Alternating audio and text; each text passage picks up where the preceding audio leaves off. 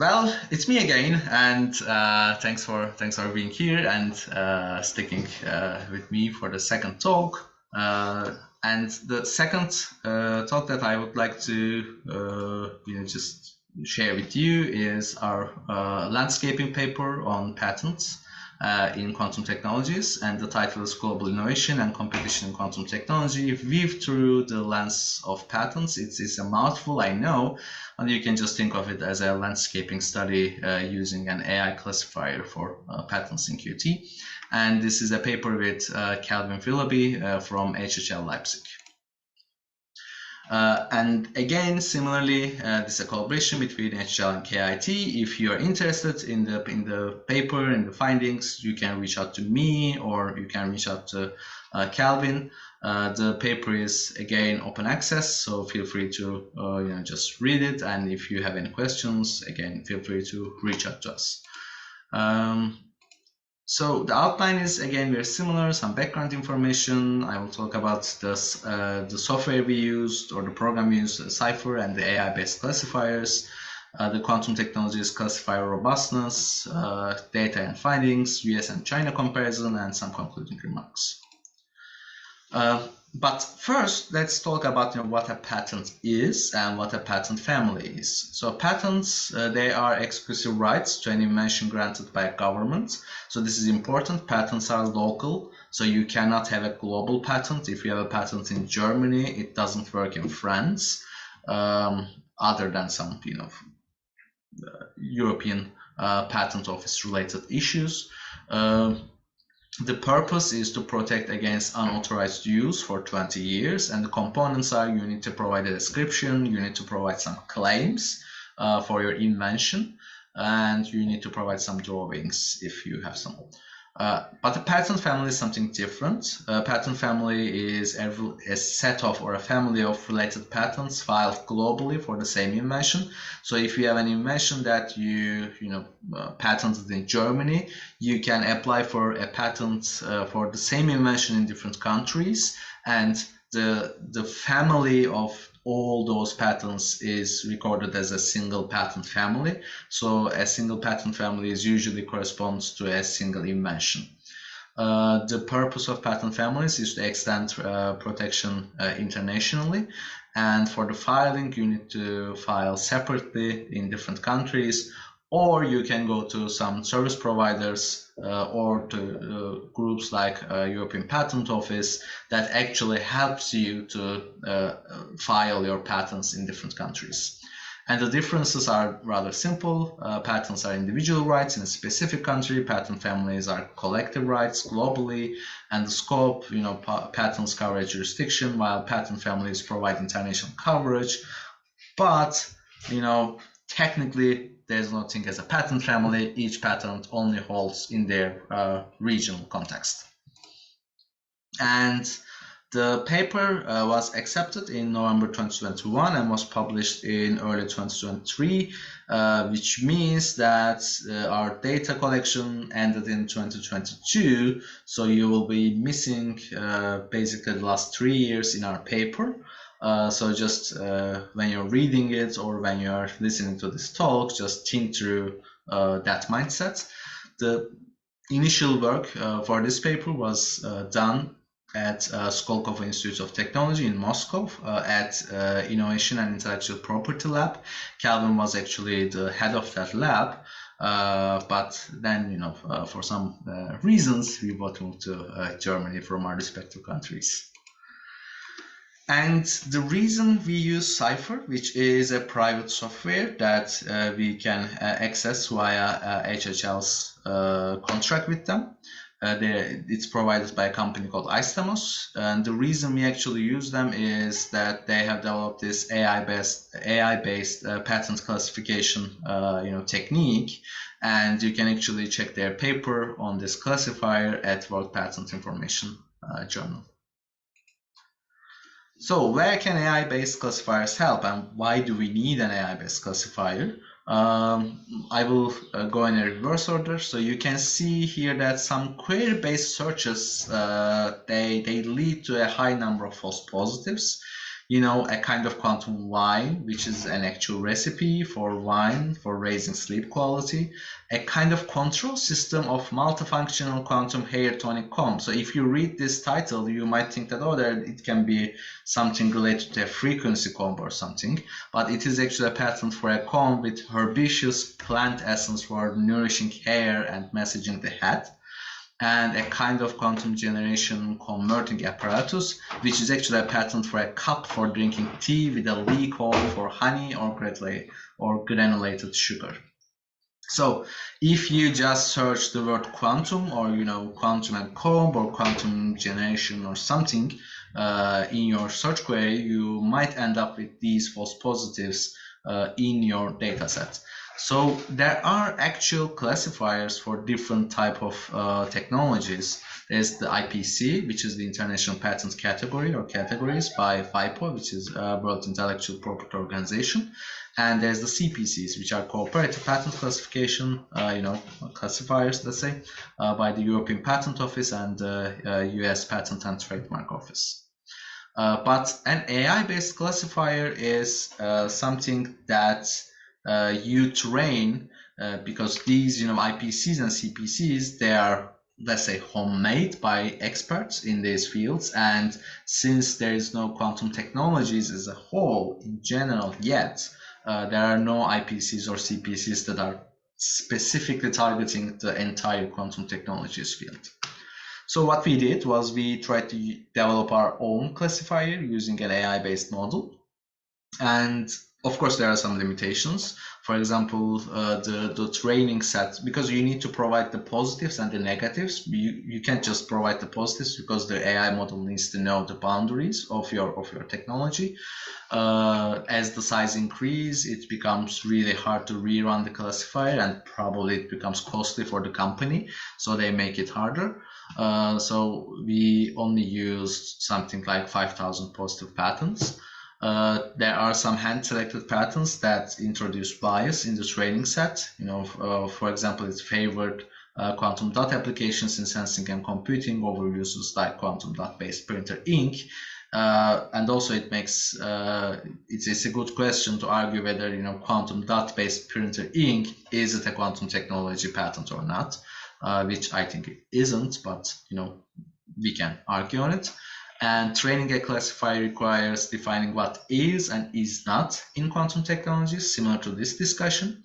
So there can be multiple valid classifiers at the same time, each emphasizing different aspects of quantum technology. So the classifier we use is just one example. And of course, there are some gray areas in classifying certain patent applications. This requires human judgment.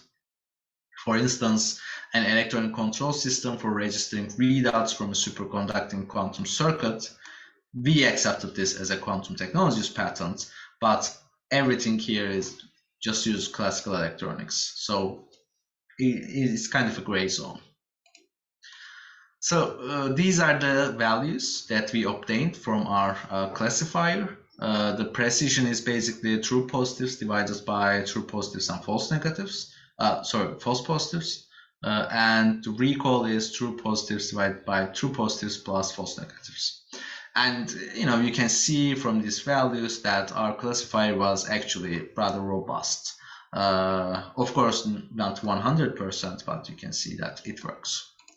And what we did was, you can see these in the appendix section of the paper as well, so I will be quick, but we compared it with previously handcrafted sets of patent families in the Cypher software, and you can see that for quantum computation it works.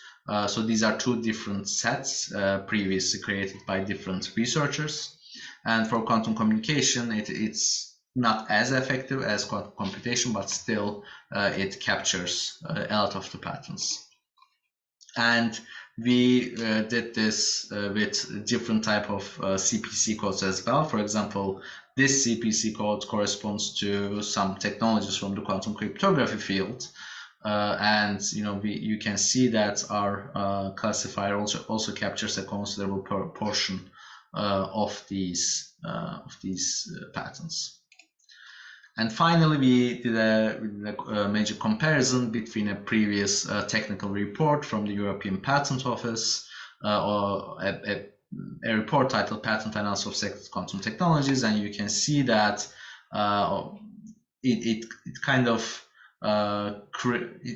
captures similar number of patents out of patent sets, with the exception of cold atom technologies. So in our data set, you can assume that cold atoms and cold atom interferometers and these kind of technologies are not really well represented. So what we did, you can see that by November 12, 2020, there were 14,425 patent families in our data set.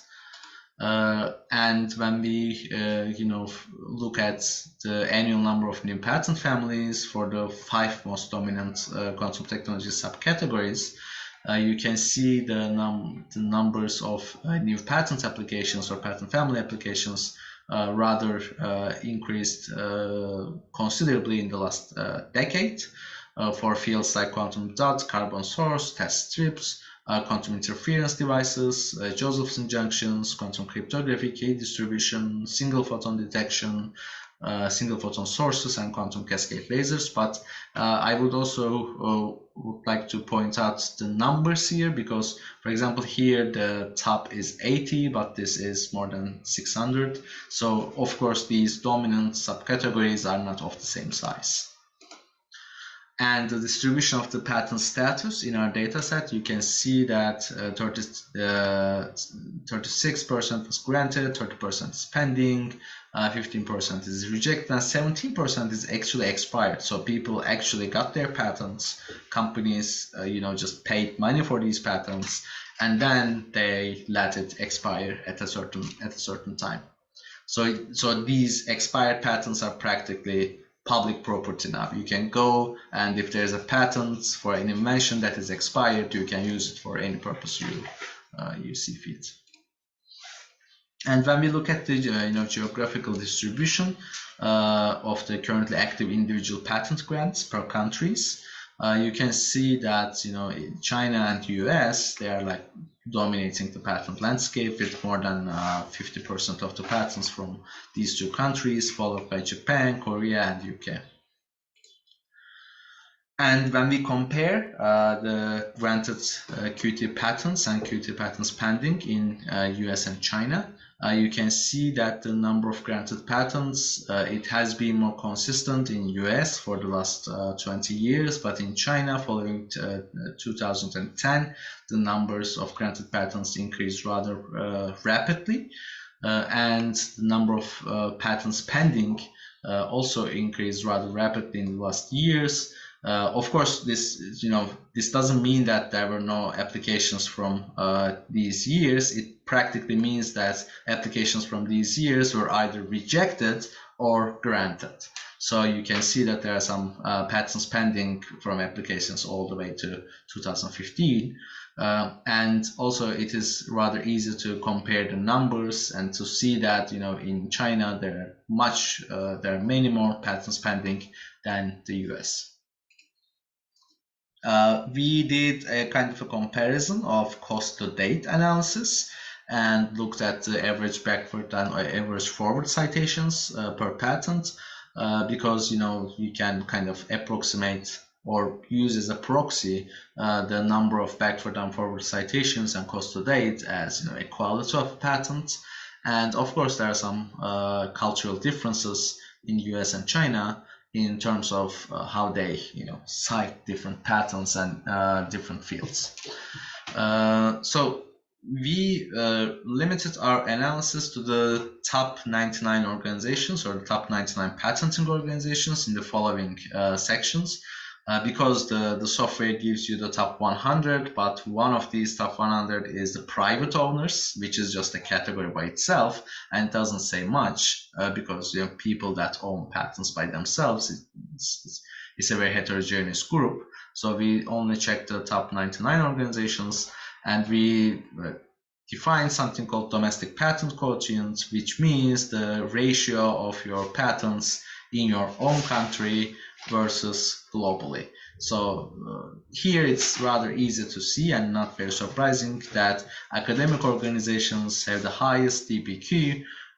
This is not surprising because, you know, academic organizations are usually not really that interested in commercialization, so they don't apply for patents in other countries compared to companies which are not just startups but established companies. They are more interested in the international markets. So this is not a surprising finding, but it was also, you know, good to see that this is represented in our data set. Comparatively, when you look at these ratios from different countries, you can see that 87% of patents from Chinese organizations are domestic patents. And this is again not really surprising because 75% of the patents from China are from academic organizations. So they are not really commercial patents. They are patents from academic organizations and researchers. And you can check the paper for further details, but I think this tells us a lot on the commercialization versus research mindset in different parts of the world. And this is a little bit more detailed analysis of number of patents in total versus the number of the sources of those patents in terms of organizations. And you can see that, of course, in China, a considerable portion of the patents are from Chinese organizations. So these are domestic patents. But this is the case for a lot of the countries except Canada, which primarily patents in US other than their region. So some concluding remarks. We see that there's a rapid growth of quantum technologies patents. They have been exponentially increasing since early 2010s, especially in quantum computing, cryptography, and sensing, which is not surprising because these are the fields that we encounter. There's of course China's rise, which is in all the patent fields, not just quantum technologies. If you do any patent analysis, you see that China has been exponentially increasing their number of patents in that field. So it's not a rather surprising finding. So when you look at the patenting patterns, you can see that the Chinese patents include more utility models, have fewer citations, and lower lifecycle costs, which would kind of indicate that they are of lower quality. But in comparison, the number of pending patents is almost an order of magnitude higher than even the US. So there's a balance, or there's an imbalance between the quality and the quantity of patents. And if you just have a lot of patents, statistically some of them will be of really high and good quality. And academic versus commercial mindsets, it's of course expected to see that companies prioritize international patenting, holding twice as many quantum technologies patents as academic institutions. And if you're interested in this kind of research, or to see what is happening what's going on in the field of patents for quantum technologies, I would strongly recommend the European Patent Office report. This is the latest one on quantum computing, but there are some really good ones on quantum metrology and sensing and quantum technologies in space. So you should just go to EPO's website or just Google EPO quantum technologies patents, and you can find these reports there. They are open to everyone. So I would like to thank you for your attention, and please ask questions. Thank you. Questions?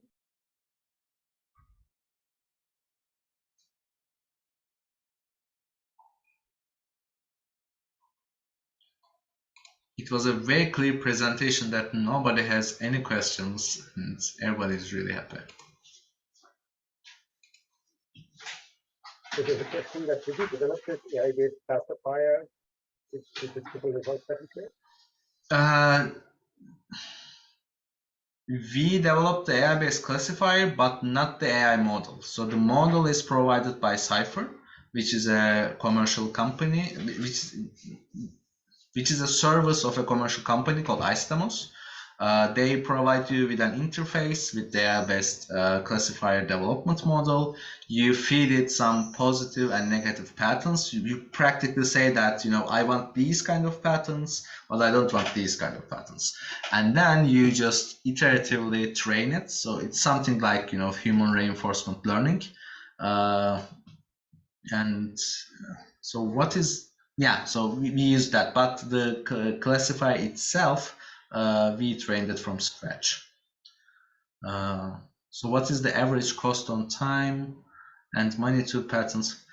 I think we have some of it in the paper. Let me just go back to this slide. So we did it for US versus China, but actually in the software you can access all these information. But of course these, you know, costs, they are projections and they are estimations, because you don't really know the exact cost of a patent other than the patent office. In terms of time, I suspect you're asking the time between the application and the time of the decision. That data is actually open access. You can access it via a SpaceNet or any other patent databases. So it gives you a priority date and either a granted or rejected date. So what you can do is you can just subtract the time difference between them and aggregate it for all the patents. I think I actually did that for this, but it wasn't a rather meaningful metric, because it's highly region dependent, and it is so the average doesn't tell you much. You need to do it on a more granular level. You need to look at different technologies and different type of actors. For example, an academic organization, they are not really interested in keeping the patents. They are really interested in getting the patents, because that is a part of their project KPIs. And if you have you know, a publication and a patent from a project, that's success, but you don't need to pay every year or you know, pay periodically to keep that patent active, because you are not interested in the commercial outcomes, which means that after the project is completed, you just drop the patent, which again means that the patent becomes expired and public good. Is there a framework on how to present a quantum patent? I'm a little bit confused about the question. Do you mean to apply to a patent office? Because if it is the question, it's the same with every patents. There's no specific quantum patent application process. It's just because it's just an invention, you know. Yeah, so it's pretty much the same with all the other fields.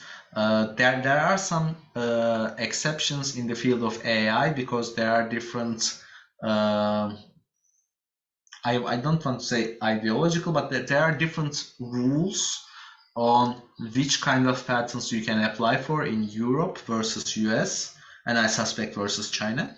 But those are primarily on how softwares and how software algorithms and whether the algorithms themselves can be patented or not. But if you are applying for, I don't know, quantum control system or some classical electronics that are used as readouts or something, that's just, you know, regular old technology and invention stuff.